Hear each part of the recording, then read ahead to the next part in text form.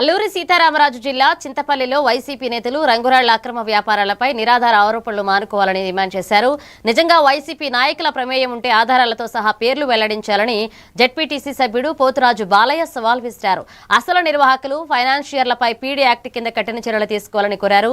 అమాయక గిరిజనులను బలి చేస్తూ అసలు సూత్రధారులు తప్పించుకుంటున్నారని ఆరోపిస్తూ ఆధారాలు లేకుండా రాజకీయ దుష్ప్రచారం చేయవద్దు అని హెచ్చరించారు.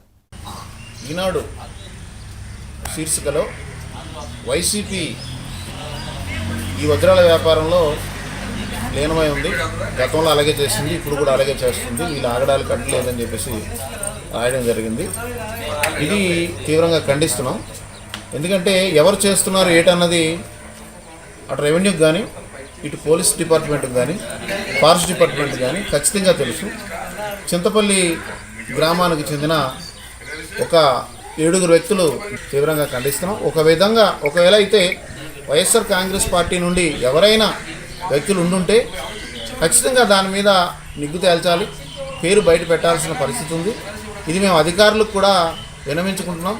అలా జరిగితే ఖచ్చితంగా మా జిల్లా అధ్యక్షుల వారిని పార్టీ నుండి సస్పెండ్ చేసే విధంగా అధిష్టానానికి రికమెండ్ చేస్తానని కూడా చెప్పడం జరిగింది. ఈరోజు ఖచ్చితంగా నిజంగా అధికారులు నిజాయితీగా ముందుకు వెళ్తే మాత్రం ఖచ్చితంగా వాళ్ళు ఎవరనేది వాళ్ళకి తెలుసు, మాకు తెలుసు.